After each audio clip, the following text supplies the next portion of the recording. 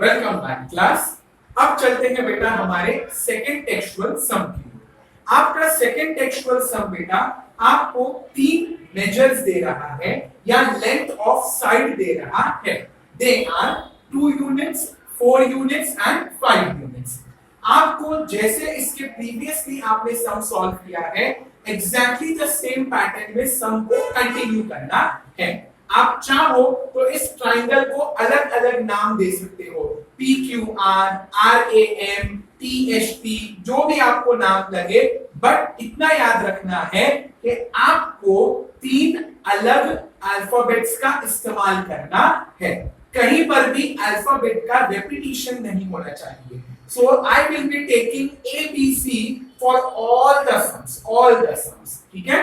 Number 2, आपको तीन major दिए गए होंगे और उन तीन मेजर में से जो सबसे बड़ा लेंथ है, जो सबसे बड़ी लेंथ है, आप उसको लिखोगे हमेशा यहां पर, बिकॉज ये एक हाइपोटेन्यूज की जगह है और हाइपोटेन्यूज का ही दूसरा नाम है लॉन्गेस्ट साइड। इसीलिए कंपल्सरी है कि आप लिखोगे यहां पर सबसे बड़ा साइड। सबसे बड़ा साइड कौन सा होगा बेटा? 5। So I will write here 5। अब आपको इधर 2 लिखना है या इधर 2 लिखना है वो आप जानो, आपका प्रॉब्लम है। Because as a maths teacher और अ ट्यूटर हम सिर्फ एक ही बात देखते हैं कि जो 3 नंबर आपको फर्निश दिए हुए होंगे उनमें से सिर्फ और सिर्फ जो सबसे बड़ा नंबर होगा वो ही यहां पर लिखा होना चाहिए। The remaining 2 can be written anywhere. Either you write 2 over here or here, it doesn't matter. Write 4 over here or here, it doesn't matter. Clear?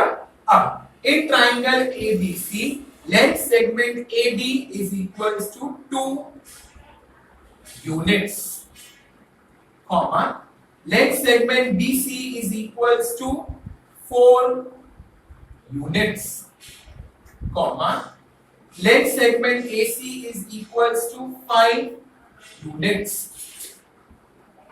फिर मैंने आपको क्या समझाया था?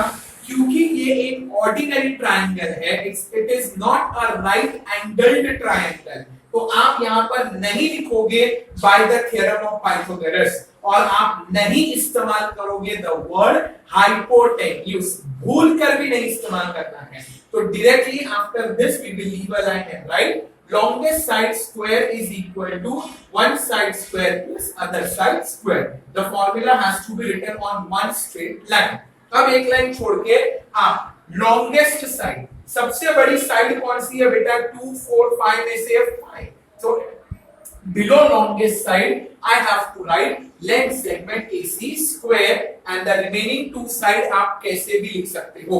आपको AB पहले लिखना है या BC पहले लिखना है, it is up to you, तो आप देखो, ठीक है। Now AC का square, AC square means 5 square equal to sign brought down AB square means 2 square plus sign brought down BC square means 4 square, leave a line, 5 multiplied by 5 again leave a line is equals to 25 equal to sign brought down, 2 multiplied by 2 will give you answer 4 plus sign brought down, 4 multiplied by 4 will give you answer 16, correct, and thereafter again leave a line और आप लिखोगे 25 is equals to what is 4 plus 16? 20। अब आप मुझे बताओ बेटा, क्या 25 और 20 इक्वल है? यानी मैथ्स में 20 की जगह अगर 25 लिखेंगे तो भी राइट है और 25 की जगह अगर 20 लिखेंगे तो भी राइट है। क्या ये चीज करेक्ट है? नो। सो आप इस इक्वल टू की साइन को ऐसा कट कर दोगे और रीड करोगे 25 is not equal to 20।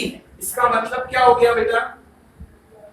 LHS is not equal to RHS, और जब LHS और RHS इक्वल नहीं है तो ये पाइथागोरियन ट्रिपलेट्स नहीं है।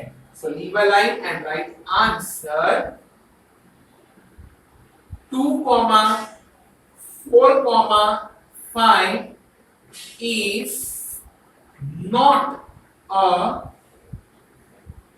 Pythagorean triplet.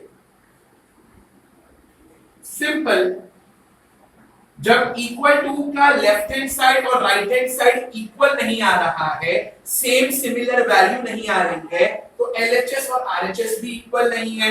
और जब ये नॉट इक्वल है तो इसका मतलब हो गया 2, 4, 5, ये तीन के साथ अगर आप ट्राइंगल बनाने जाओगे ना बेटा, तो आपको कभी भी राइट एंगल्ड ट्रायंगल नहीं मिलेगा। और मैंने पॉइंट्स टू रिमेंबर में क्या समझाया था, ओनली अ पाइथागोरियन ट्रिपलेट, अगर पाइथागोरियन ट्रिपलेट है तो ही वो राइट एंगल बना सकता है।